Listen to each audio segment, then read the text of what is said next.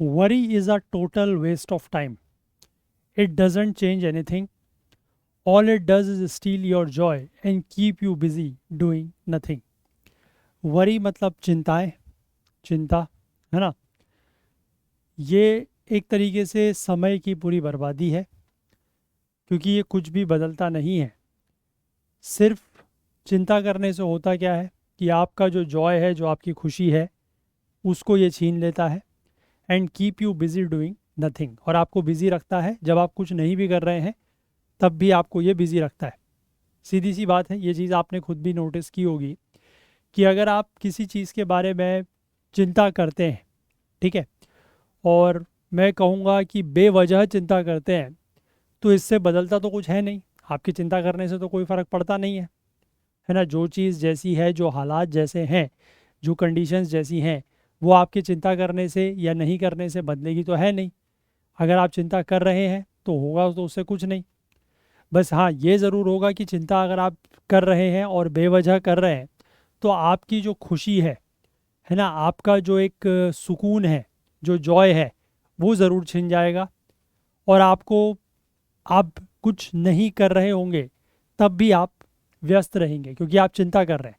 यानी कि आप, इसका मतलब ये समझिए कि अगर आप चिंता कर रहे हैं तो आप कुछ और काम नहीं कर सकते, ठीक है? क्योंकि आप किसी की चीज़ के बारे में, किसी स्थिति के बारे में, किसी हालात के बारे में सोच रहे हैं, है ना? सोच रहे हैं, और चिंता करना एक तरीके से बेवजह की सोच है ना? किसी चीज़ के बारे में सोचना, मंथन करना, वो अलग चीज़ है।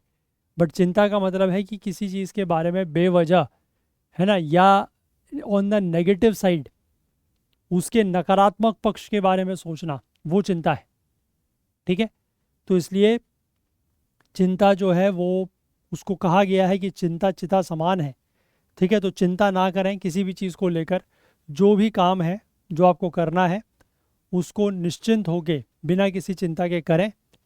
और जो जैसे हालात हैं, जो सरकमस्टेंसेस हैं, वो जैसे हैं वो वैसे ही रहेंगे, और बदलेंगे भी, लेकिन वो आपके काम करने से, चिंता करने से नहीं बदलेंगे, ठीक है?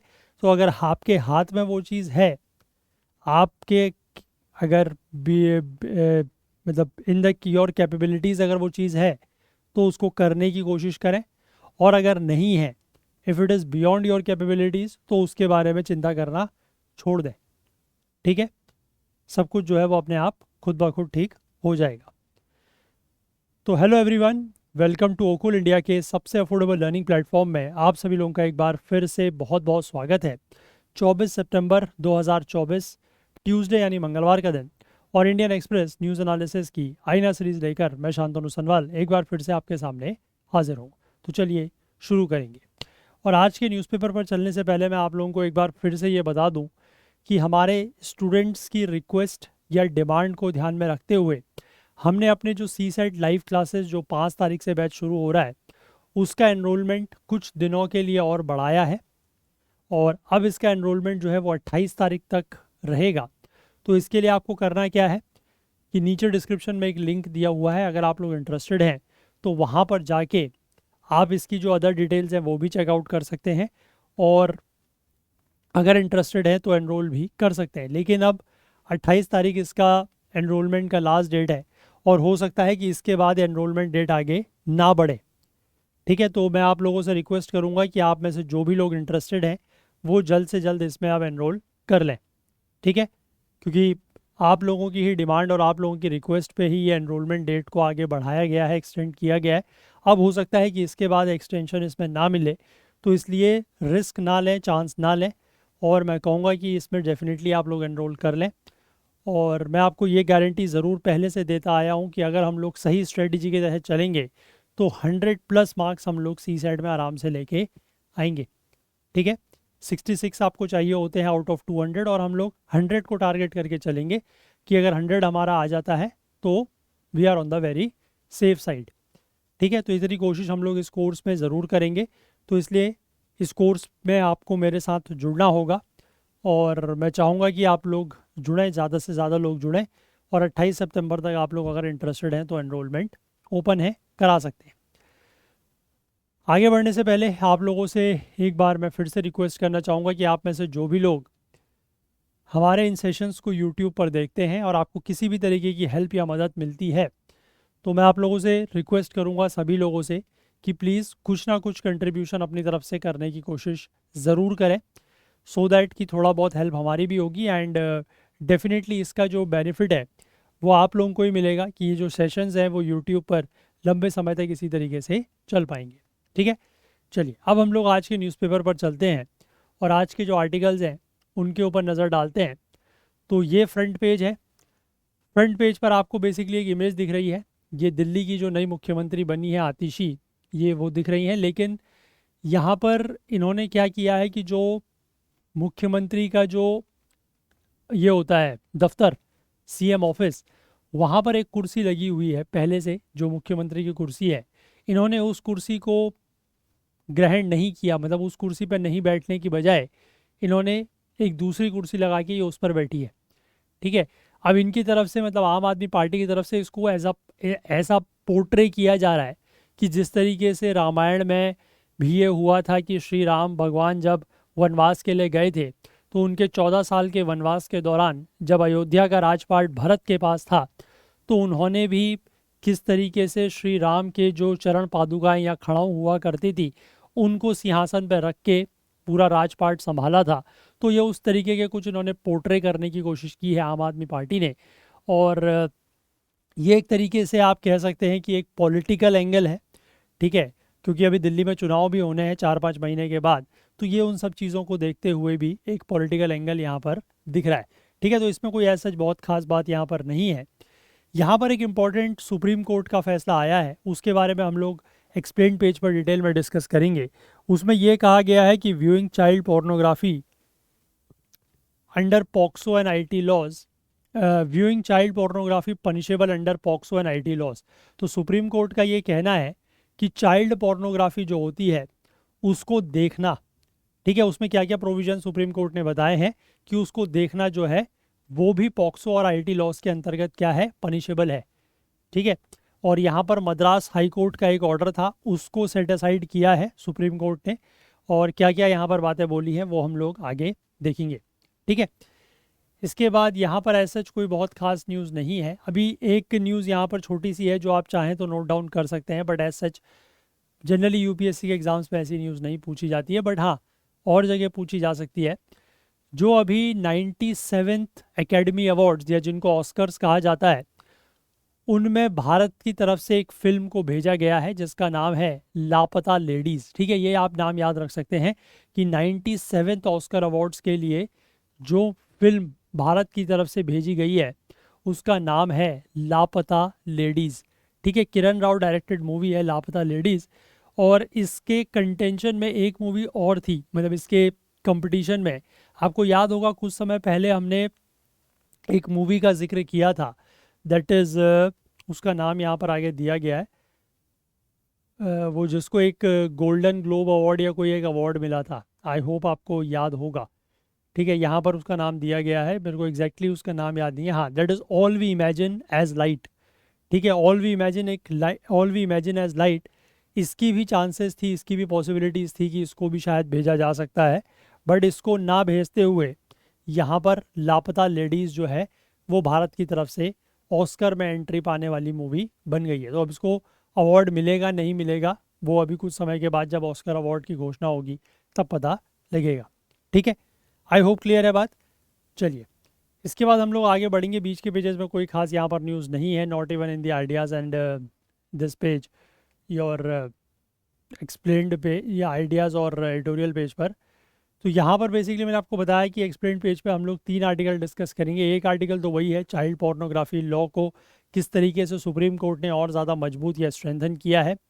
इसके बाद यहाँ पर एक न्यूज़ ये है कि जो डेंगू के मामले हैं, ठीक है, पहली बात तो यहाँ पर ये जो शब्द है इसको डेंगू नहीं कहते, हिंदी में भले ही इसको डेंगू लिखते हो बट इसको इंग्लिश में डेंगी प्रोनाउंस किया जाता है। ठीक है, तो इसको हम डेंगी कहेंगे।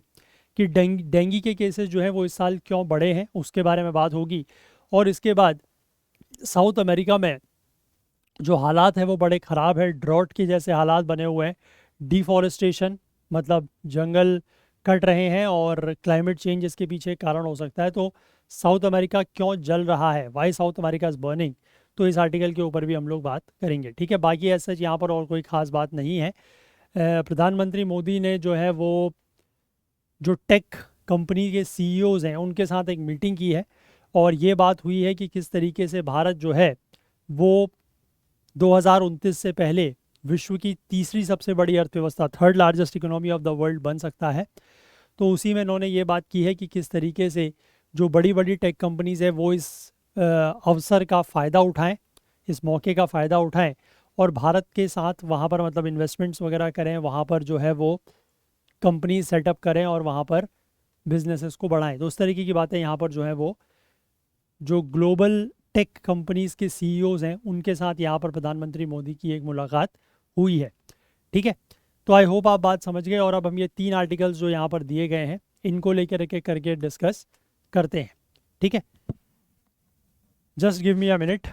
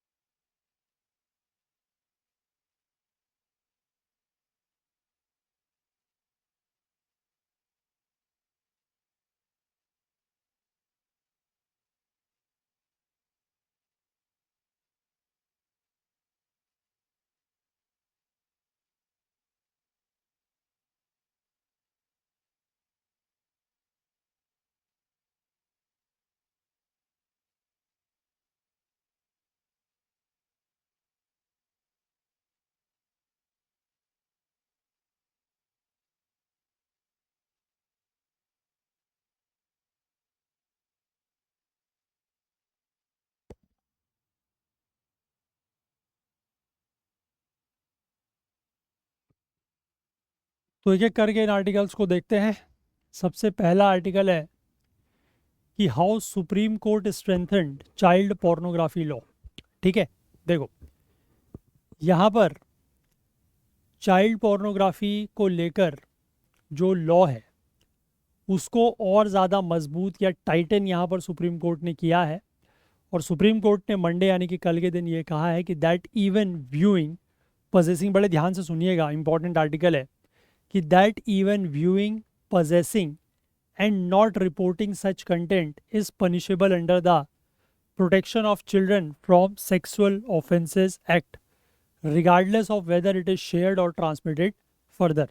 तो सुप्रीम कोर्ट ने यह कहा है कि अगर कोई भी व्यक्ति चाइल्ड पोर्नोग्राफी को देखता है, ठीक है, यानी कि कोई भी ऐसी पॉर्न मूवी या पॉर्न क्लिप आप कह सकते हैं या कुछ भी इस तरीके का पॉर्न मटेरियल जिसमें चाइल्ड इन्वॉल्व्ड है, ठीक है, बच्चा कोई इन्वॉल्व्ड है, अगर उसको कोई देखता है या किसी व्यक्ति के पास ऐसी कोई चाइल्ड पोर्नोग्राफी का कंटेंट अवेलेबल है, पजेस करता है, और वो उस कंटेंट को व्यू करता है, पोजेस करता है और रिपोर्ट नहीं करता है, ठीक है, रिपोर्ट नहीं करता है, रिपोर्ट मतलब अथॉरिटीज़ को रिपोर्ट नहीं करता है, तो ये पॉक्सो के अंतर्गत क्या है, पनिशेबल है।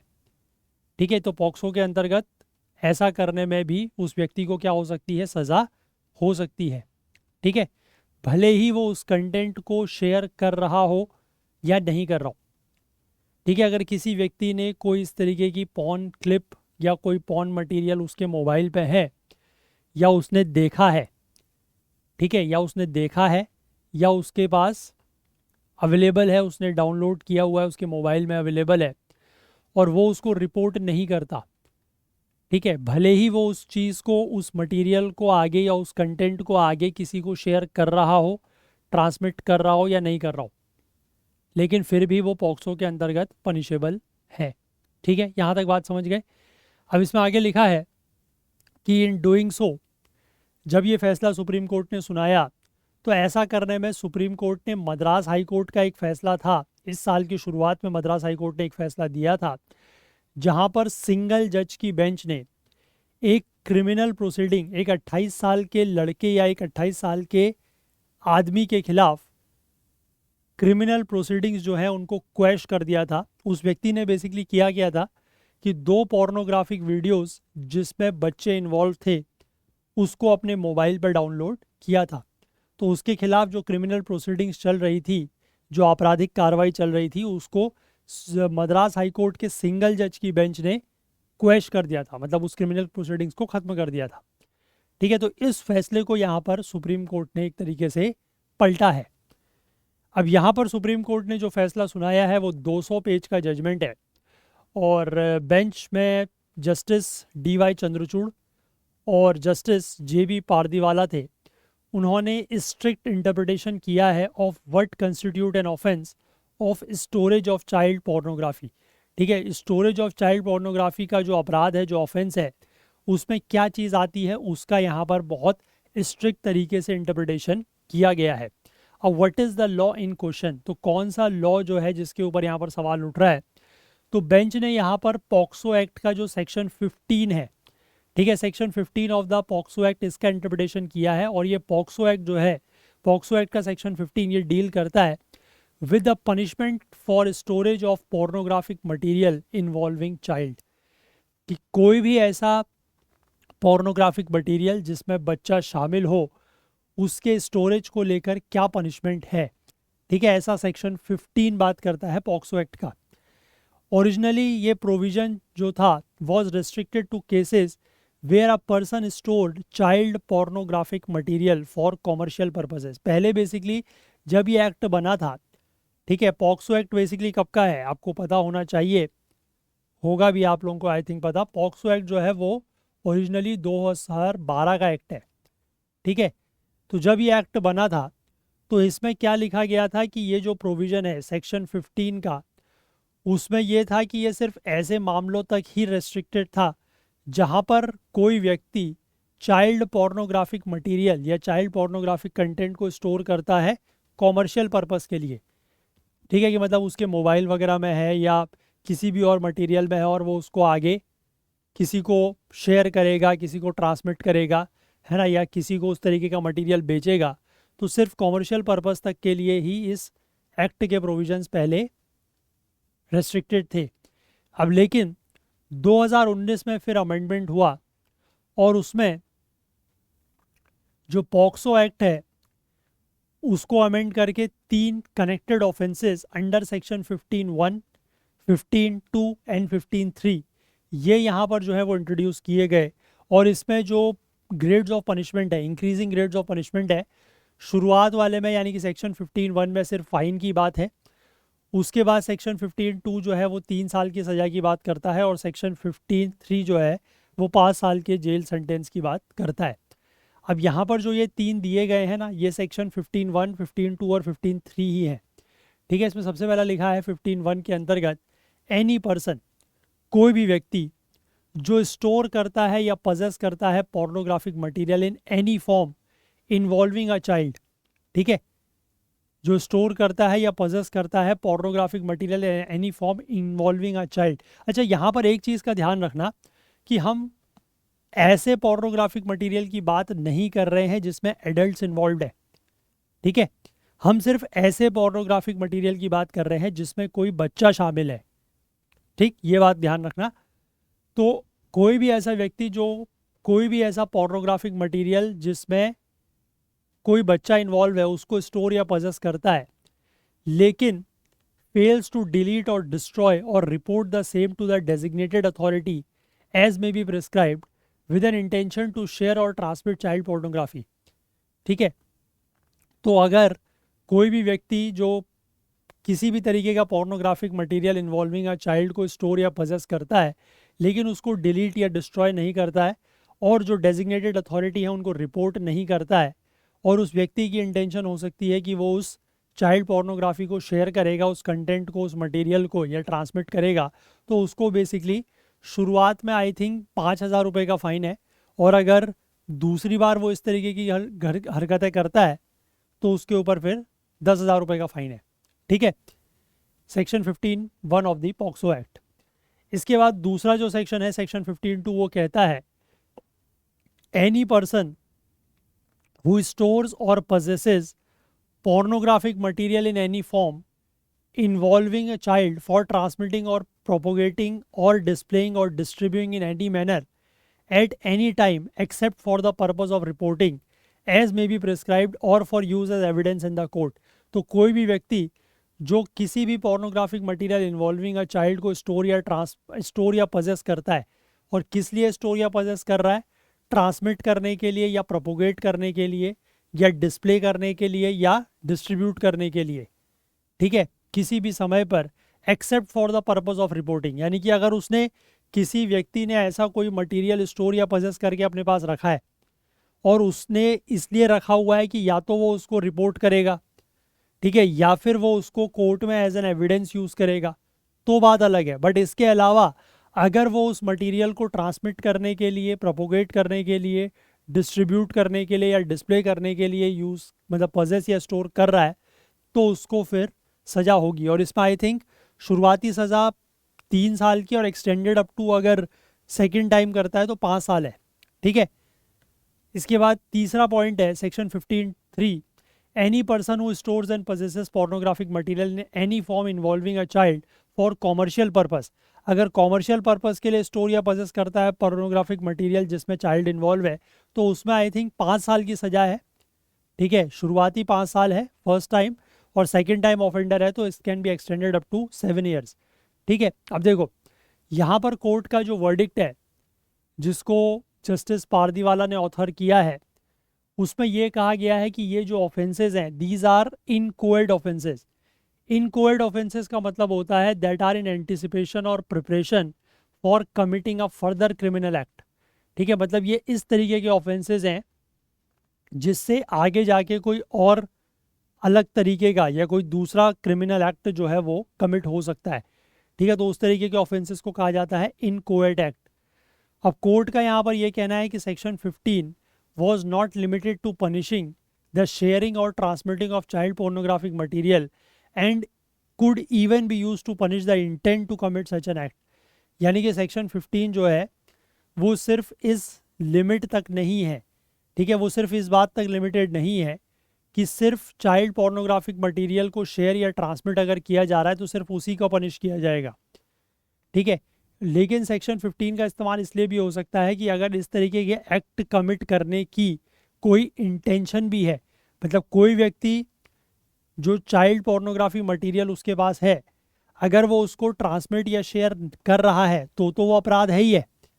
लेकिन अगर वो शेयर या ट्रांसमिट नहीं कर रहा है और उसके पास अगर वो मटेरियल इन पोजेशन है, तो उससे क्या पता लगता है, उस व्यक्ति की इंटेंशन पता लगती है कि हो सकता है कि ये आगे जाके जो मटेरियल इसने स्टोर किया हुआ है या पजेस ये करता है वो उसको आगे जाके ट्रांसमिट कर दे, तो उससे उसकी इंटेंशन पता लगती है। तो अगर वो ट्रांसमिट कर रहा है तब तो वो अपराध है ही है, लेकिन अगर वो स्टोर या पजेस कर रहा है तो उससे उसकी इंटेंशन पता लगती है और वो भी एक तरीके से अपराध है, ठीक है। ऐसा यहाँ पर कोर्ट ने इंटरप्रेट किया है। अब इन केसेस में जो लॉ है उसको लेकर कोर्ट का ये कहना है, court punishes overt steps taken towards committing a crime and not the mayor thought of committing an offence. ठीक है, कि जो ओवर्ट स्टेप्स है taken towards committing a crime उसको पनिश करता है, and not the mayor thought of committing an offence. For instance, the court held that failure to delete or destroy or report child pornography would allow the court to indirectly infer that the concerned individual intended to share or distribute it under section 15(1). ठीक है, यानी कि कोई व्यक्ति अगर इस तरीके के मटेरियल को डिलीट या डिस्ट्रॉय नहीं करता या रिपोर्ट नहीं करता, तो उससे कोर्ट ये इन्फर कर सकता है इनडायरेक्टली कि जो कंसर्न्ड इंडिविजुअल है उसका इंटेंशन क्या है, कि वो इस तरीके के मटेरियल को क्या करना चाहता है, शेयर करना चाहता है या डिस्ट्रीब्यूट करना चाहता है। अब यहाँ पर सुप्रीम कोर्ट के सामने क्या मामला था, तो देखिए 11 जनवरी के दिन मैंने बताया कि मद्रास हाईकोर्ट ने एक क्रिमिनल प्रोसीडिंग्स एक आदमी के खिलाफ क्वेश कर दी, जिसके ऊपर ये चार्ज या ये आरोप था कि उसने डाउनलोड किया और वो पजेस करता था child pornography on his mobile. ठीक है, अब एफआईआर फाइल्ड एक्यूज्ड के खिलाफ, जो आरोपी के खिलाफ एफआईआर फाइल की गई थी, उसमें सिर्फ पॉक्सो एक्ट के सेक्शन 14 का मेंशन था। सेक्शन 14 बेसिकली पनिश करता है using children for pornographic purposes.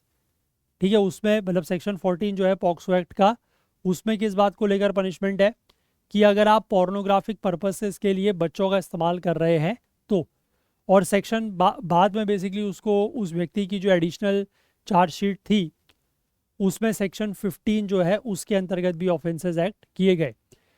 हालांकि हाई कोर्ट जो था, मद्रास के हाई कोर्ट ने अपना जो फैसला सुनाया वो सिर्फ सेक्शन 14 को लेकर था, और उसमें ये कहा गया कि mayor possession child pornography would not violate the provision since he has not used a child और चिल्ड्रन फॉर पोर्नोग्राफिक पर्पस।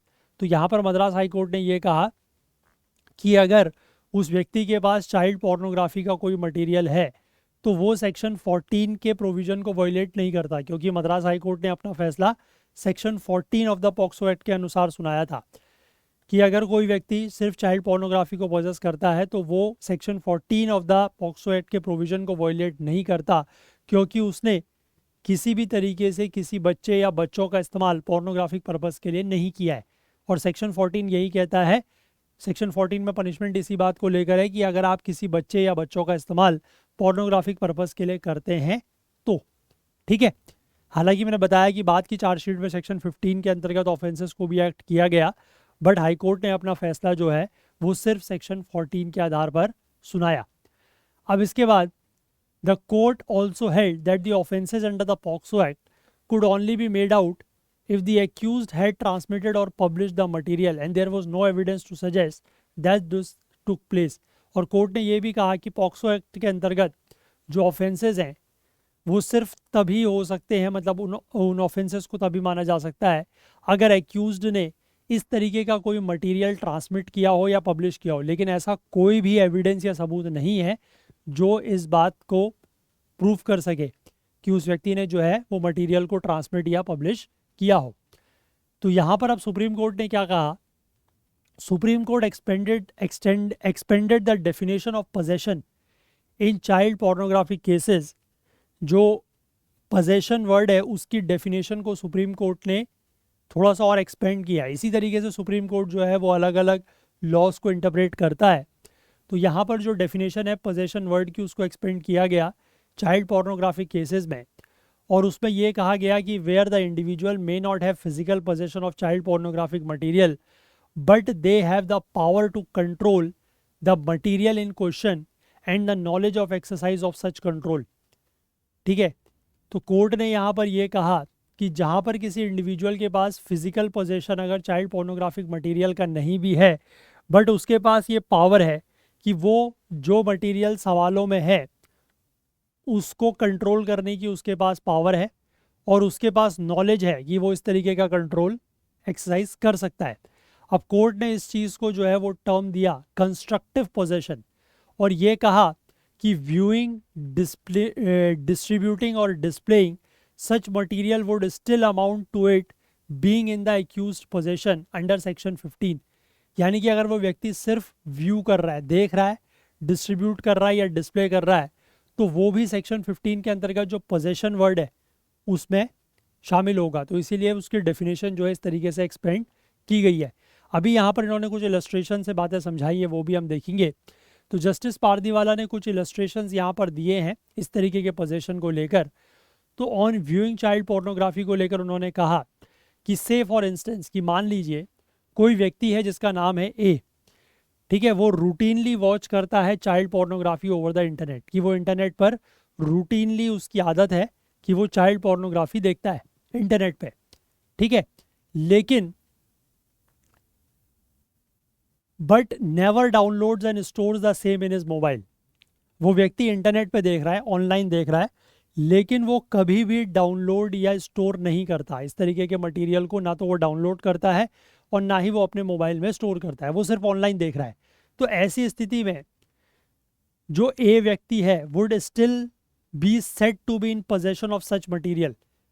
तो उसमें फिर भी ये कहा जाएगा कि वो जो व्यक्ति है वो इस तरीके के मटेरियल के पोजेशन उसके पास है, as while watching he exercises a considerable degree of control over such material.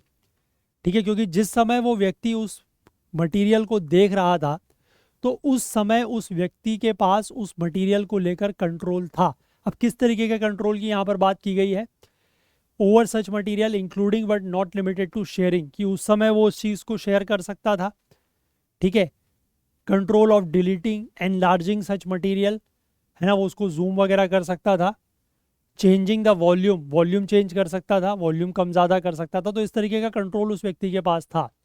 Further more since he himself on his own violation, violation का मतलब होता है खुद की इच्छा से, since he himself on his own volition is viewing such material, he is said to have knowledge of having control over such material।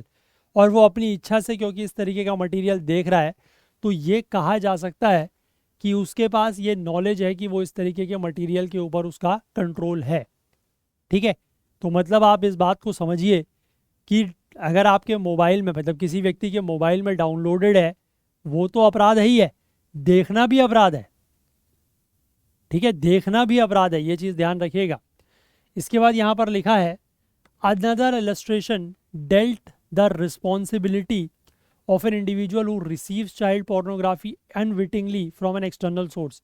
अब किसी व्यक्ति के पास अगर ऐसा कोई चाइल्ड पोर्नोग्राफी का मटेरियल उसको कहीं बाहर से मिलता है तो उस केस में क्या होगा? देखो, इसमें भी इन्होंने एक इलस्ट्रेशन दिया है कि मान लीजिए A is sent an unknown link by B which upon clicking opens a child pornographic video on the phone of A। दो व्यक्ति हैं, अब एक है A और एक है B, ठीक है। A व्यक्ति को जो है वो B ने एक लिंक भेजा, B ने लिंक भेजा है A को, और वो कोई अननोन लिंक है, मतलब उस लिंक से पता नहीं लग रहा है कि वो क्या चीज़ है, ठीक है। तो B ने इस तरीके का लिंक A को भेजा। अब जैसे ही A ने उस लिंक के ऊपर क्लिक किया तो उससे एक चाइल्ड पोर्नोग्राफिक वीडियो जो है वो A के फ़ोन पे क्या होगा? ओपन हो जाएगा। अब now if A immediately closes the link, अब ए ने जैसे ही देखा कि ये चाइल्ड पोर्नोग्राफी का वीडियो है और उसने तुरंत अगर वो बंद कर दिया, although once the link is closed A is no longer in constructive possession of the child pornography, this by itself does not mean that A has destroyed और deleted the said material by merely closing the link, ठीक है। अब जैसे B ने ए को link भेजा, unknown link था, ए को पता नहीं कि वो क्या है, जैसे ही ए ने खोला उस लिंक के ऊपर क्लिक किया तो एक चाइल्ड पोर्नोग्राफी का वीडियो जो है वो ए के मोबाइल में चलना शुरू हो गया। अब जैसे ही ए ने देखा कि ये तो चाइल्ड पोर्नोग्राफी का वीडियो है, उसने तुरंत उस वीडियो को बंद कर दिया। लेकिन ऐसा करने में भी, ठीक है, ऐसा करने में भी, हालांकि एक बार जैसे ही ए ने वो लिंक क्लोज किया तो वो अब उस चाइल्ड पोर्नोग्राफी के कंस्ट्रक्टिव पोजेशन में नहीं है, ठीक है। लेकिन फिर भी आप ये समझिए कि इसका मतलब ये नहीं है कि ए ने उस मटेरियल को डिस्ट्रॉय या डिलीट कर दिया है, ठीक है। वो सिर्फ लिंक को क्लोज करने से वो मटेरियल ये नहीं कहा जा सकता कि ए ने उसको डिस्ट्रॉय या डिलीट कर दिया है। A will only be absolved of any liability if he after closes the link further report the same to the specified authorities, ठीक है। तो ए जो है वो सभी तरीके के लाइबिलिटी से एब्जॉल्व, या आप कह सकते हैं कि चार्जेस फ्री या दोष मुक्त कब होगा? कि जैसे ही उसने वो लिंक क्लोज किया और उसके बाद उसने जो स्पेसिफाइड अथॉरिटीज़ हैं उनको रिपोर्ट किया, ठीक है, तो ये ध्यान रखें, दो चीज़ें हैं, एक तो देखना अपराध है, वो मैंने आपको ऊपर बता दिया, और मतलब डाउनलोड होना, पोजेशन या स्टोरेज वो तो है ही है, बट सिर्फ देखना भी अपराध है, पहली चीज़। और दूसरी चीज़, अगर आपको कोई लिंक भेजता है और उस लिंक को क्लिक करते ही अगर आपको पता लगता है कि ये क्या है, this is a child pornographic video, ठीक है, तो आपने उसको देखा और देखते ही आपने अगर बंद कर भी दिया, ठीक है, वो बंद भी कर दिया आपने, क्लोज भी कर दिया, उसमें भी आप अपराधी हैं, ठीक है, आप आरोपी बन सकते हैं अनटिल एंड अनलेस आप उस लिंक को क्लोज करने के बाद अथॉरिटीज को रिपोर्ट करें, ठीक है, कि मेरे को एक ऐसा लिंक भेजा गया, सॉरी, कि मेरे को एक ऐसा लिंक जो है वो इस फला फला व्यक्ति ने भेजा और इसमें ये चीज़ ओपन हो रही है, मतलब बाकी उसका जो भी प्रोसीजर होगा उसके अकॉर्डिंग आप उसको रिपोर्ट करें, तब जाके आप दोष मुक्त हो सकते हैं, अदरवाइज आप भी उसमें अपराधी बन सकते हैं, ठीक है। आई होप समझ गए बात, आप इन द सेंस कि जो भी व्यक्ति है वो। अब this put emphasis on reporting of child pornographic content, तो बेसिकली मेन एम्फोसिस या मेन जोर किस चीज़ के ऊपर दिया जा रहा है कि चाइल्ड पोर्नोग्राफिक कंटेंट की रिपोर्टिंग के ऊपर। The penalty for not reporting is a fine not less than 5,000 rupees and in the event of second or subsequent offense the with fine which shall not be less than 10,000 rupees, ठीक है। अगर कोई व्यक्ति report नहीं करता है तो उसके ऊपर 5,000 रुपये का फाइन है, और अगर वो दूसरी बार करता है या उससे ज़्यादा बार करता है तो 10,000 रुपये से कम का फाइन नहीं है, ठीक है, मिनिमम 10,000 रुपये का फाइन यहाँ पर लगेगा। कोर्ट ने यह भी कहा कि that the offence under section 15 will apply even if the accused does not have physical possession of child pornography at the time when the FIR is filed। अब ये भी इंपॉर्टेंट पॉइंट है, कोर्ट ने ये भी कहा कि सेक्शन 15 तब भी लागू होगा अगर एक्यूज्ड के पास चाइल्ड पोर्नोग्राफी का फिजिकल पोजेशन उस समय नहीं है जिस समय उसके खिलाफ FIR हो रही है, ठीक है। मतलब ऐसा नहीं कह सकता कोई व्यक्ति कि मेरे खिलाफ अगर FIR हो रही है तो इस समय मेरे पास वो मटेरियल इन पोजेशन होना चाहिए, अगर नहीं भी होगा तब भी सेक्शन 15 जो है वो लागू होगा। Charges can be made if it is establish that the accused possessed child pornographic material at any point, उस व्यक्ति के खिलाफ चार्जेस तब भी बनाए जा सकते हैं, तब भी आरोप लगाए जा सकते हैं अगर ये चीज़ प्रूव हो जाए कि उस व्यक्ति के पास कभी जो है वो चाइल्ड पोर्नोग्राफी मटेरियल हुआ करता था। The court said that if a person immediately after storing and watching child pornography in his mobile phone deletes the same before an FIR could be registered could still be found liable under section 15, कि उस व्यक्ति ने जो है child pornography अपने mobile में store की है, देखी और उसके तुरंत बाद जो है वो डिलीट कर दी, ठीक है, लेकिन उस केस में भी सेक्शन 15 के अंतर्गत वो लाइबल हो सकता है। अब इस तरीके के केसेस कैसे रजिस्टर्ड होंगे, क्योंकि थोड़ा सा ये टिपिकल मामला है, तो इसको लेकर कोर्ट का ये कहना है कि the intention of an accused can be determined based on the manner in which such material is stored or possessed and the circumstances in which the same was not deleted, destroyed or reported, ठीक है। तो court ने यहाँ पर यह कहा है कि एक एक्यूज्ड की, आरोपी की जो इंटेंशन या मंशा है उसको कैसे पता लगाया जा सकता है, इस तरीके से कि कैसे वो मटेरियल को स्टोर या पजेस किया गया है और किन हालातों में उन मटेरियल को डिलीट, डिस्ट्रॉय या रिपोर्ट नहीं किया गया है।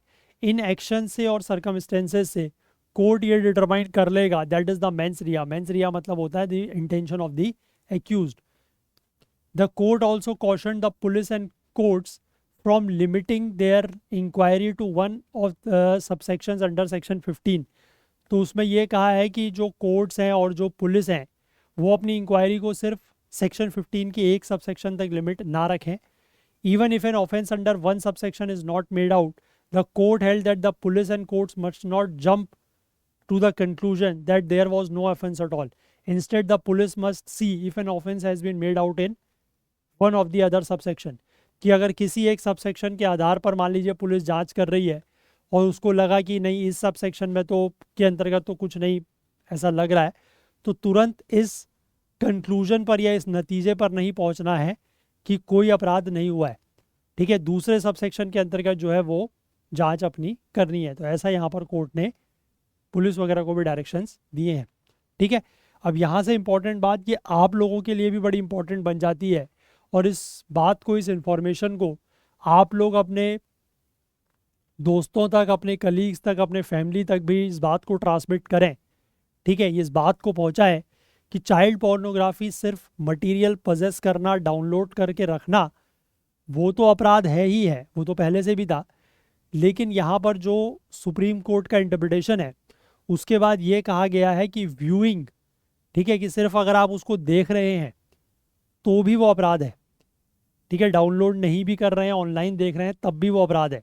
और दूसरी चीज़ कि अगर आपको कोई ऐसा कोई लिंक भेजता है जिसमें चाइल्ड पोर्नोग्राफी का वीडियो है, और आप उस वीडियो को क्लिक करते, मतलब लिंक को क्लिक करते हैं और आपको पता लगता है कि ऐसा कोई वीडियो है, और तुरंत अगर बंद भी कर देते हैं, तब भी आप अपराधी हैं। ठीक है, आई होप समझ रहे हैं, तब भी आपके अगेंस्ट चार्जेस बन सकते हैं। और ये बड़ा इंपॉर्टेंट पॉइंट है कि एफआईआर के टाइम पे physical possession of such material होना ज़रूरी नहीं है। किसी भी पॉइंट पर अगर ऐसा मटेरियल आपके पास था, ये प्रूफ हो जाता है, तो भी आपके वो, मतलब आपके खिलाफ एफआईआर करके बाद में वो इस तरीके की चीज़ प्रूफ कर सकते हैं। ठीक है, और ऐसी चीज़ अगर प्रूफ हो जाती है तो फिर आपको सज़ा हो सकती है। तो ये बात ध्यान रखिएगा, इंपॉर्टेंट है। क्लियर है बात?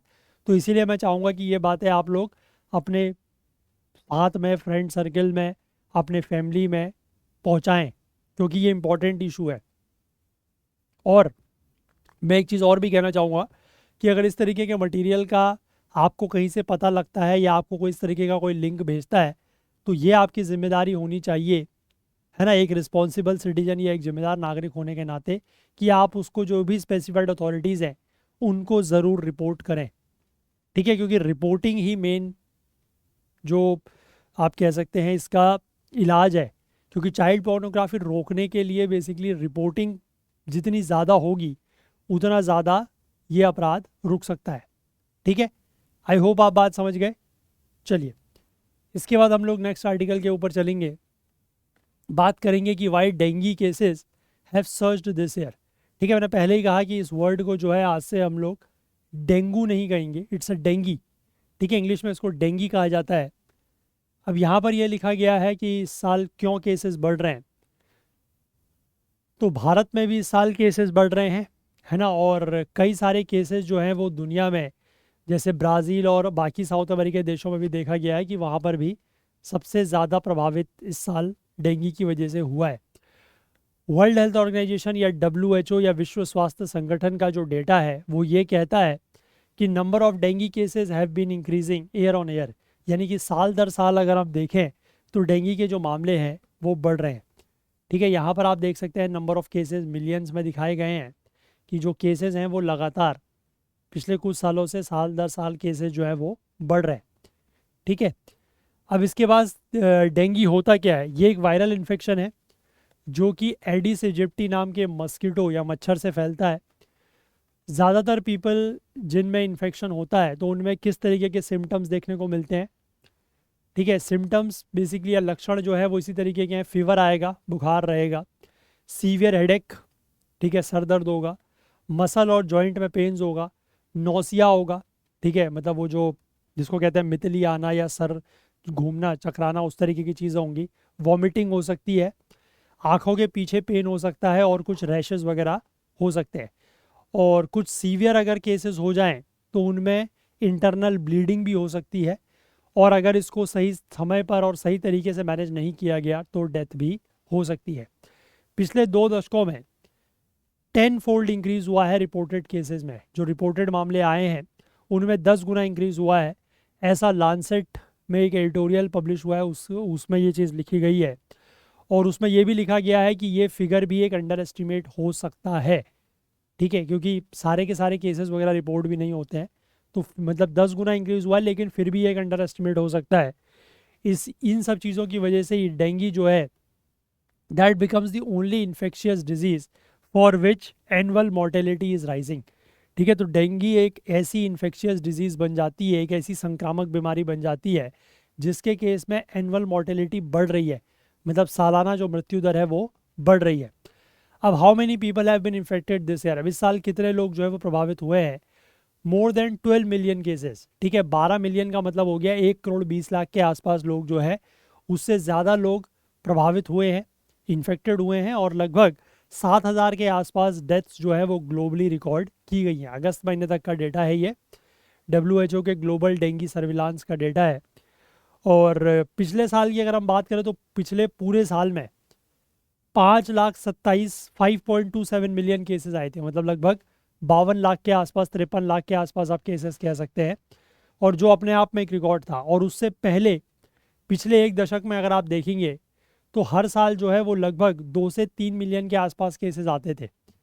लेकिन अब ये केसेस की संख्या पिछले साल बढ़ के 5.27 मिलियन हुई, और इस बार तो अगस्त के महीने तक ही, यानी कि शुरुआती 8 महीनों में ही ये 12 मिलियन पहुंच चुकी है।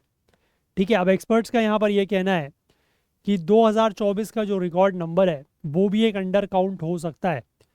ऐसा इसलिए क्योंकि सभी देश इंक्लूडिंग इंडिया वो अपने डेटा को ग्लोबल सर्विलांस नेटवर्क में रिपोर्ट नहीं करते, और जिन देशों का डेटा रिपोर्ट होता भी है वहाँ पर सारे डेंगू पेशेंट जो है उनकी टेस्टिंग या रिपोर्टिंग जो है वो हेल्थ अथॉरिटीज़ तक नहीं पहुँचती है। तो इसलिए ये जो 12 मिलियन केसेस बताए गए हैं ये भी एक अंडर एस्टिमेट या एक अंडर काउंट हो सकता है। अब भारत में क्या स्थिति या क्या सिचुएशन है, तो उसको लेकर लिखा गया है कि कई सारे शहरों में सर्ज देखने को मिला है, मतलब संख्या में बढ़ोतरी देखने को मिली है। पिछले 2 महीनों में 32,000 से ज़्यादा केसेस और 32 डेथ्स जो है वो डेंगू की वजह से हुई हैं जून के अंत तक। जो latest data basically national vector borne disease control programme के पास जो लेटेस्ट डेटा अवेलेबल है, और ये जो संख्या है वो अगले 2 महीनों में और ज़्यादा बढ़ सकती है, मतलब जून के बाद। इसके बाद यूनियन हेल्थ सेक्रेटरी अपूर्व चंद्रा ने यहाँ पर अगस्त के महीने में बताया कि भारत में जो है वो इस साल 50%, ऑलमोस्ट 50% राइज देखने को मिला है डेंगू के मामलों में, जो पिछले साल के कंपैरिजन में। और notably India is also witnessing an increase in the geography of the infection, कि ज़्यादा एरिया में ये इन्फेक्शन फैल रहा है। पहले 2001 की अगर हम बात करें तो सिर्फ 8 राज्य और यूनियन टेरिटरीज़ में था, और 2022 में ये हर सिंगल स्टेट और यूटी तक पहुंच चुका है। और जो लद्दाख में बताया गया reporting the first 2 cases that year, पहले साल के पहले 2 केसेस जो है वो 2022 में लद्दाख में आए थे। अब इस सर्च के पीछे कारण क्या है कि ये जो डेंगू के मामले बढ़ रहे हैं, इसके पीछे कारण क्या है? तो लांसेट का जो एडिटोरियल है वो आइडेंटिफाई करता है, इसमें 3 चीज़ें इसने बताई है। एक है अर्बनाइजेशन, दूसरा है क्लाइमेट चेंज, और तीसरा है movement of people and goods, कि इनकी वजह से डेंगू का जो स्प्रेड है और इसका जो मॉस्किटो वेक्टर है उसके फैलने में मदद मिल रही है। अर्बनाइजेशन से कैसे? अर्बनाइजेशन का मतलब होता है शहरीकरण, मतलब आपका जो शहर है वो एक्सपेंड हो रहा है, कि जिन एरियाज़ में पहले रहने के इलाके नहीं थे, है ना, जिनको रिहायशी इलाके या आप कहते हैं जो रेसिडेंशियल एरियाज़ हैं वो नहीं थे, वो भी बढ़ रहे हैं। तो the disease can spread more quickly in urban areas with a dense population. जहाँ पर अर्बन एरियाज़ में पॉपुलेशन बहुत ज़्यादा घनी होती है, घनी आबादी होती है, डेंस पॉपुलेशन होती है, तो वहाँ पर ये बीमारी जो है वो तेज़ी से फैल सकती है। ठीक है, दिस इज़ बिकॉज क्योंकि अर्बन एरियाज़ में जो है वो एम्पल ब्रीडिंग ग्राउंड मिल जाता है। ये जो एडिस एजिप्टी मॉस्किटो है इसके लिए बहुत ज़्यादा ब्रीडिंग ग्राउंड मिल जाता है, और इस वजह से ये बहुत तेज़ी से वहाँ पर फैल रहा है। क्योंकि आपको पता होगा कि ये जो डेंगू का मच्छर है ये क्लीन और स्टैग्नेंट वाटर में फैलता है, मतलब उसी में ब्रीड करता है, ये ध्यान रखना। ठीक है, तो ये ऐसा मच्छर है जिसको साफ पानी चाहिए, गंदा पानी में ये मच्छर भी नहीं पनपता, है ना। साफ पानी अगर होगा, रुका हुआ पानी होगा, तो वहाँ पर ये मच्छर पनपता है। An increase in cases is generally reported during and just after the monsoon, और जो केसेस में बढ़ोतरी है वो जनरली मानसून के दौरान या उसके जस्ट बाद देखने को मिलती है। ठीक है, अब इसके बाद दूसरा बताया गया है क्लाइमेट चेंज। अब टेम्परेचर बढ़ रहा है क्लाइमेट चेंज की वजह से, तो उससे क्या हो रहा है कि जो मॉस्किटोज़ हैं वो ऐसी जगह पर भी अब ब्रीड कर रहे हैं जहाँ पर पहले नहीं करते थे, जैसे कि हायर एल्टीट्यूड्स वगैरह में, क्योंकि वहाँ पर टेम्परेचर पहले से कम होता था। लेकिन अब क्या होने लगा है, क्लाइमेट चेंज की वजह से वहाँ का टेम्परेचर भी बढ़ने लगा है, उन एरियाज़ का भी, है ना, जो हाई एल्टीट्यूड प्लेसेस हैं, तो वहाँ पर भी मच्छरों की ब्रीडिंग बढ़ गई है। ग्लोबल वार्मिंग की वजह से जो prevalence of the vector in geographies है, it might previously have not been found, कि ऐसी जगहों पर जहाँ पर ये मच्छर पहले नहीं पाया जाता था वहाँ पर भी अब ग्लोबल वार्मिंग की वजह से टेम्परेचर बढ़ रहा है, तो इन मच्छरों का जो प्रेवलेंस है वो बढ़ गया है। Moreover climate change has also led to the virus becoming more robust and transmitting better. तो क्लाइमेट चेंज की वजह से जो ये वायरस है ये वायरस भी ज़्यादा रोबस्ट हो गया है और ये ज़्यादा बेहतर तरीके से अब ट्रांसमिशन कर रहा है। जो करंट आउटब्रेक है उसको लेकर US centers for disease control and prevention का कहना है कि higher temperatures can expand the range of mosquitoes that spread dengue as well as affect other factors that facilitate virus transmission like faster viral amplification in the mosquitoes, increased vector survival and changes in reproduction and biting rates। ठीक है, तो higher temperatures की वजह से mosquitoes की एक तो range बढ़ गई है ना, ज़्यादा बड़ी जोग्राफी में अब ये मॉस्किटोज़ पाए जाते हैं, और साथ ही साथ ये बाकी फैक्टर्स को भी जो वायरस ट्रांसमिशन को फैसिलिटेट करते हैं उसको भी ये अफेक्ट कर रहा है हाई टेम्परेचर। जैसे कि वायरल एम्प्लीफिकेशन जो है मॉस्किटोज़ में वो ज़्यादा तेज़ी से हो रहा है, साथ ही साथ जो वेक्टर का सर्वाइवल है वो बढ़ गया है, रिप्रोडक्शन और बाइटिंग रेट्स बढ़ गए हैं।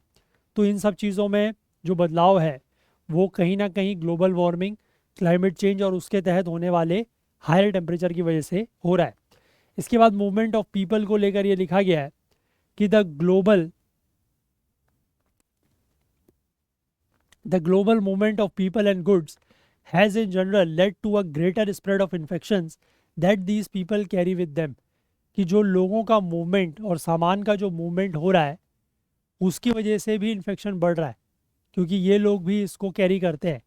However better testing and reporting might also add to the increase, और इंक्रीज इस वजह से भी हो सकती है कि अब टेस्टिंग और रिपोर्टिंग जो है वो थोड़ा सा ज़्यादा होती है ना। डेंगू के अलावा बाकी जो दो और इन्फेक्शंस है that is chikungunya and Zika, ये भी इसी सेम वेक्टर से ही ट्रांसमिट होते हैं और ये भी बढ़ रहे हैं। ठीक है, जीका जो है उसको पहली बार भारत में रिपोर्ट किया गया था 2016 में, लेकिन उसके बाद फिर कई सारे आउटब्रेक्स इसके देखने को मिले हैं। अब how can dengue be prevented, अब इस डेंगू की समस्या से कैसे बचा जा सकता है। तो पहले तो आपको ये इंश्योर करना होगा कि mosquitoes do not breed eight their homes. आपको ये ध्यान रखना होगा कि आपके घरों में जो है वो या आस पड़ोस में मच्छर नहीं पनप रहे। ठीक है, दूसरी बात यह है कि collection of water in pots, planters, bird baths etcetera need to be prevented. आपको ये ध्यान रखना होगा कि आपके घरों में जो पेड़ पौधों के लिए जो गमले वगैरह है या कोई भी इस तरीके का खुला स्थान है जहाँ पर वाटर स्टोर हो सकता है, बर्ड बाथ्स है, मतलब वो चिड़ियाओं के लिए रखते हैं ना, बर्तनों में पानी रखते हैं जिसमें चिड़ियाँ पानी पीती भी हैं, थोड़ा बहुत नहाती टाइप भी हैं, तो उन सब में पानी को प्रिवेंट करना होगा। ठीक है, कि पानी उनमें ज़्यादा इकट्ठा ना हो, पहली चीज़।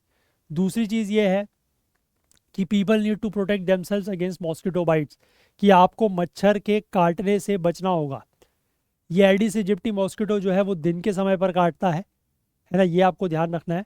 और इसलिए आप ऐसे कपड़े पहने जो आपके पूरे शरीर को ढक के रखते हो, स्पेशली मानसून के दौरान। इससे आप मच्छर के काटने से बच सकते हैं, क्योंकि अब कोई भी मच्छर आपको काट रहा है तो आपको पता तो लगेगा नहीं देख के कि ये एडिस इजिप्टी है या क्या है ना, वो तो काट के निकल लिया। उसके बाद अब आप जो है वो मतलब दिक्कत हो सकती है, इसलिए मच्छर के कटने से बचें। तीसरा ये है कि पब्लिक हेल्थ सिस्टम्स जो है इनको सर्विलांस और आउटब्रेक्स के प्रिडिक्शन के ऊपर जो है वो फोकस करना होगा। इससे बेसिकली क्या है कि नंबर ऑफ़ केसेस जो हैं वो कम हो सकते हैं, और कंसिक्वेंटली अगर इस तरीके के इन्फेक्शन या संक्रमण की वजह से डेथ्स जो है उनको भी रोका जा सकता है। अब डेंगू के अगेंस्ट कोई वैक्सीन अवेलेबल हैं या नहीं है, तो WHO ने बेसिकली दो वैक्सीन जो है वो रिकमेंड की हैं। एक है सनोफीज की डेंग वैक्सिया और दूसरी है टकेडास की क्यूडेंगा।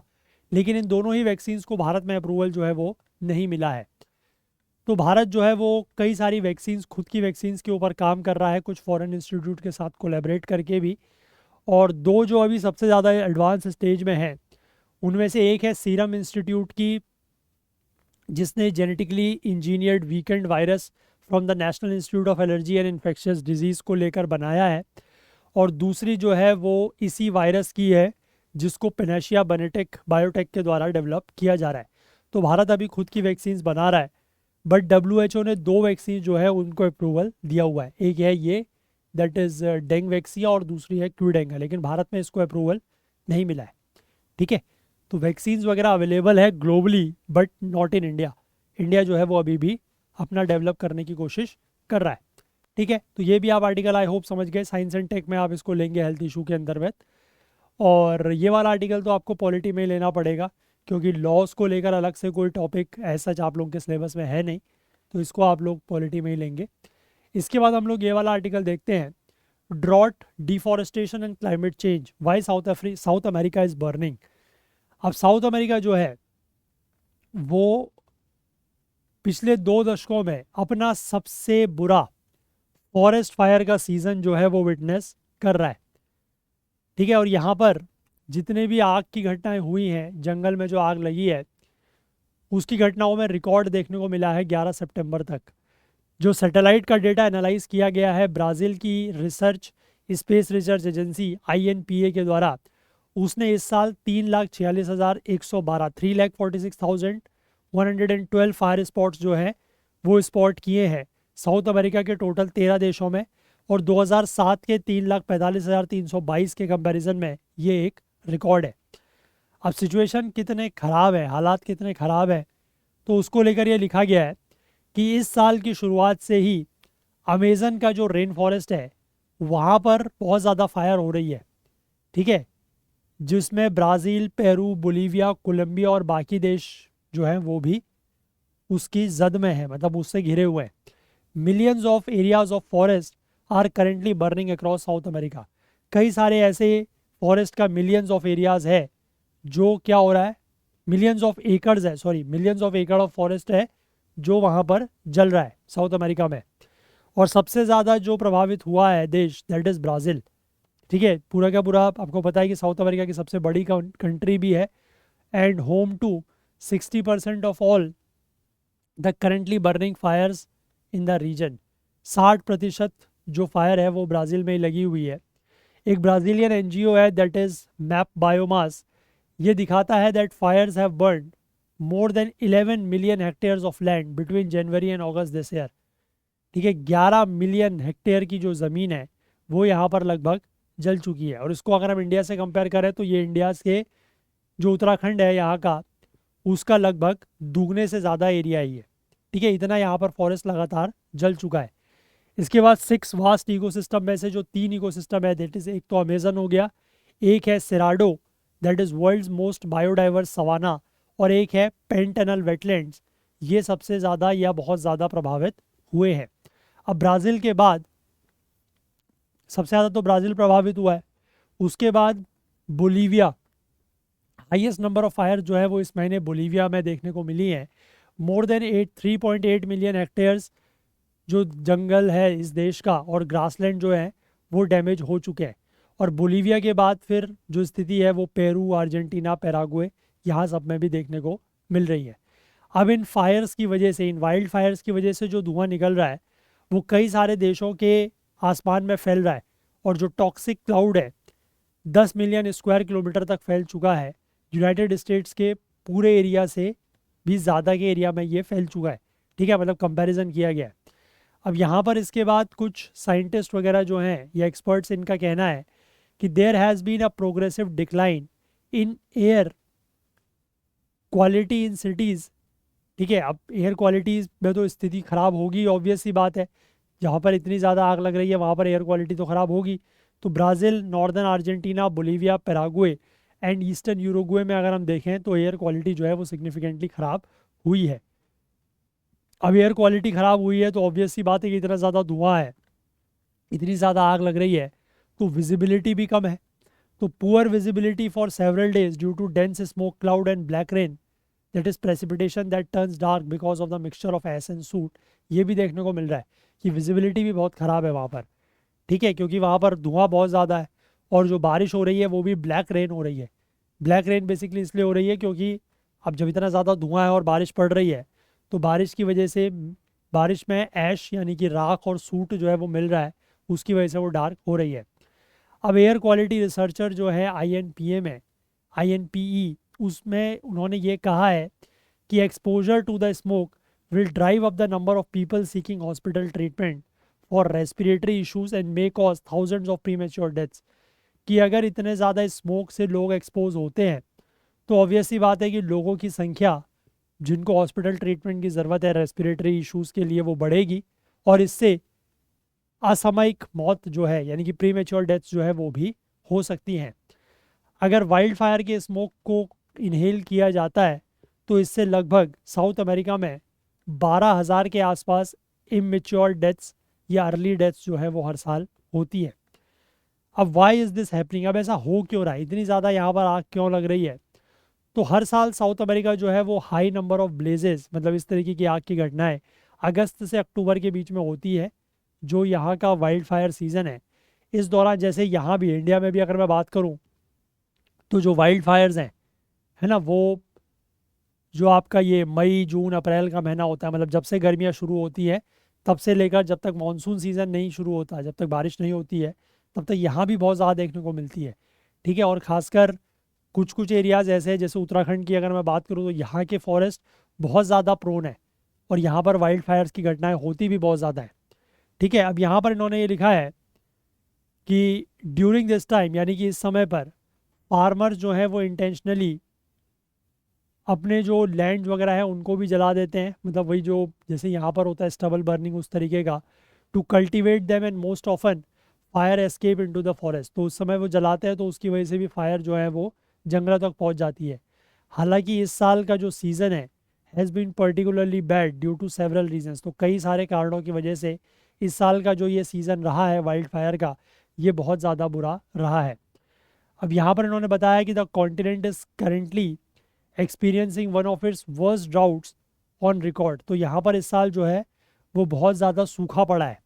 ठीक है, ड्राउट आया है ब्राज़ील, पेरू, बोलीविया में।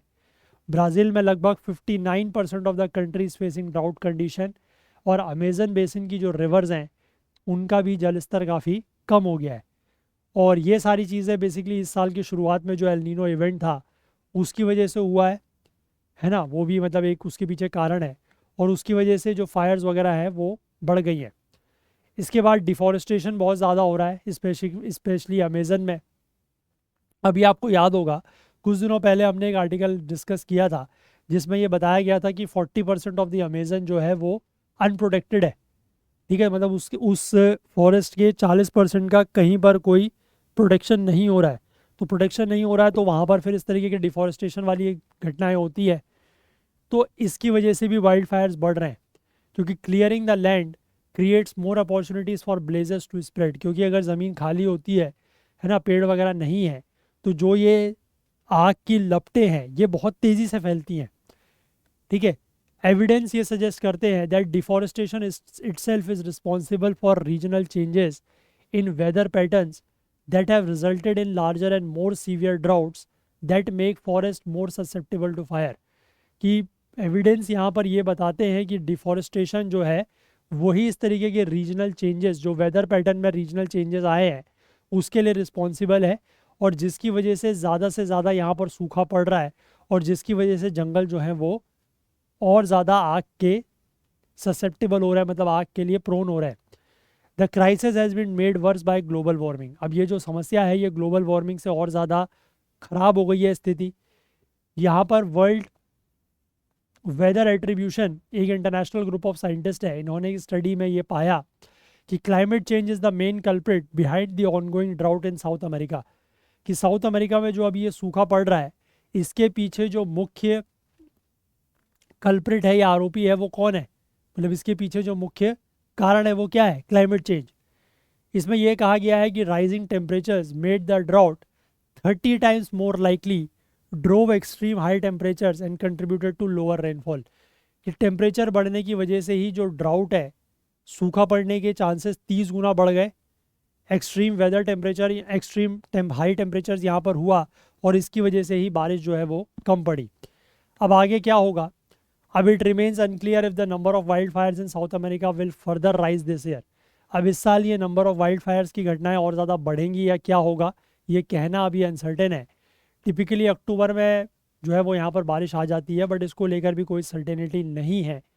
और नोटेबली जो ऑनगोइंग इंटेंस वाइल्ड फायर्स है कॉन्टिनेंट में, ये क्लाइमेट साइंटिस्ट के लिए कोई सरप्राइज़ नहीं है, क्योंकि उन्होंने ये बात बोली थी अपने क्लाइमेट मॉडल्स में।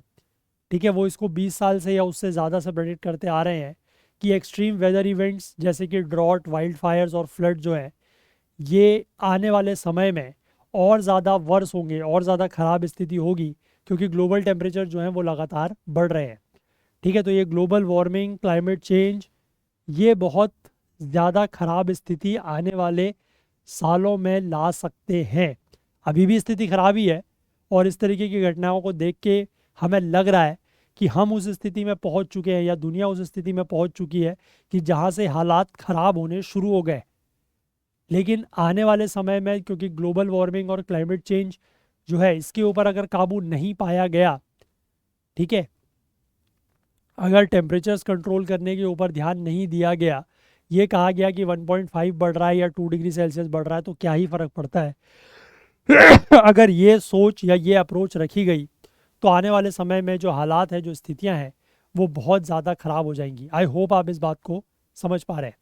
ठीक है, चलिए, तो फिलहाल ये आज के आर्टिकल्स थे जो हमें डिस्कस करने थे। तो सेशन को हम लोग इतना ही रखेंगे। ठीक है, चलिए।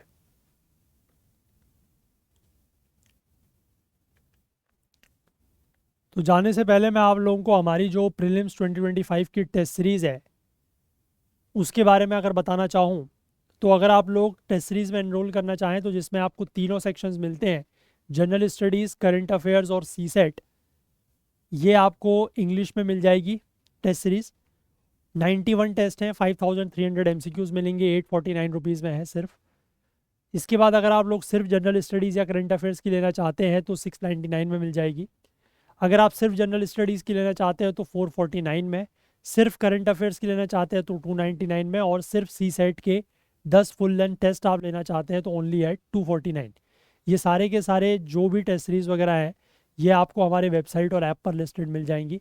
आप वहाँ से इनको एनरोल कर सकते हैं, या अगर कहीं पर कोई लिंक नहीं मिल रहा है, कोई तकलीफ है ढूंढने में, तो यहाँ पर जो ये व्हाट्सएप नंबर दिया गया है 9150449990, आप इस पर भी कांटेक्ट कर सकते हैं। हम आपको यहाँ से भी लिंक्स प्रोवाइड कर देंगे। ठीक है, बाकी अगर आप लोग आइना सीरीज़ के मंथली कंपाइल्ड पीडीएफ्स लेना चाहते हैं तो आपके पास ये ऑप्शंस अवेलेबल हैं। At less than ₹2 per day में आपको मिल जाती है, ओनली एट 59 रुपीज़ में पूरी मंथली कंपाइल्ड पीडीएफ। और इस तरीके की पीडीएफ जून, जुलाई, अगस्त की लॉन्च हो चुकी है। आगे आने वाले महीनों की भी लॉन्च इसी तरीके से होती जाएगी।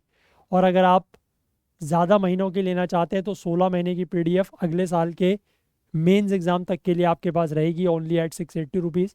अगर आप अगले साल के प्रीलिम्स के ऊपर फोकस कर रहे हैं तो 12 महीने की पीडीएफ आपको जून 2024 से लेकर मई 2025 तक मिल जाती है, ओनली एट 510 रुपीज़। इसी तरीके से अगर मैं बात करूं 8 महीने की पीडीएफ 345 में मिल जाती है, जून 2024 से लेकर जनवरी 2025 तक की। और अगर आप 3 महीने प्लस 1 यानी कि 4 महीने की लेना चाहें, जून टू सितंबर 2024, तो ये आपको ओनली एट 175 में मिल जाती है। ठीक है, तो इनमें से जिसमें भी आप चाहें वो एनरोल कर सकते हैं। आप हमारे ऐप को प्ले स्टोर से ज़रूर डाउनलोड करें, और आपने अगर किसी भी वीडियो कोर्स में एनरोल किया हुआ है तो आप वीडियोस को ऐप के थ्रू डाउनलोड करके ऑफलाइन भी देख सकते हैं। बाकी हमारा आइना सीरीज़ के जो कोर्सेज़ हैं, मंथली, 3 मंथ या 6 मंथ के कोर्सेज़, अगर आप इनमें से किसी कोर्स में एनरोल करना चाहते हैं तो वो भी कर सकते हैं। सारे के सारे कोर्सेज़ हमारे ऐप और वेबसाइट में लिस्टेड हैं। और कोई लिंक अगर नहीं मिलता है तो मैंने आपको बता ही दिया कि आप यहाँ पर जो व्हाट्सएप नंबर दिया गया है इसके थ्रू कॉन्टैक्ट कर सकते हैं। बाकी हमारे आइना सीरीज़ का जो फुल कोर्स है, सॉरी, सी सेट का जो हमारा लाइव कोर्स है 5 अक्टूबर से जो शुरू हो रहा है, उसके लिए एनरोलमेंट डेट को एक्सटेंड किया गया है स्टूडेंट्स की डिमांड को ध्यान में रखते हुए। और अब ये कोर्स जो है वो 28 सितंबर तक एनरोल किया जा सकता है, ओनली एट 999 में आपको ये कोर्स प्रोवाइड कराया जा रहा है। नीचे डिस्क्रिप्शन में लिंक है, उसके थ्रू आप जाइए, कोर्स में जो भी अदर डिटेल्स हैं वो चेकआउट कर सकते हैं और एनरोल भी कर सकते हैं। ठीक है, चलिए, बाकी जाने से पहले मैं आप लोगों से एक बार फिर से रिक्वेस्ट करना चाहूँगा कि आप में से जो भी लोग इन सेशंस को देख रहे हैं, आपको अगर किसी भी तरीके की कोई हेल्प या मदद मिल रही है तो प्लीज़ सभी लोग कुछ ना कुछ कंट्रीब्यूट करने की कोशिश ज़रूर करें। यहाँ पर QR कोड और UPI ID दी गई है, तो इसके थ्रू आप लोग ज़रूर कोशिश करें कि कुछ ना कुछ कंट्रीब्यूट करें। डायरेक्ट बेनिफिट आपको ही मिलेगा इसका कि ये सेशंस वगैरह यूट्यूब पर इसी तरीके से ज़्यादा लंबे समय तक चल पाएंगे। तो चलिए, आज के लिए इतना ही रखते हैं, बाकी कल को फिर से मिलेंगे इंडियन एक्सप्रेस न्यूज़ एनालिसिस की आईना सीरीज़ के साथ। तब तक के लिए अपना बहुत बहुत ध्यान रखें। Please do take care of yourself. Thank you, have a nice day, bye bye.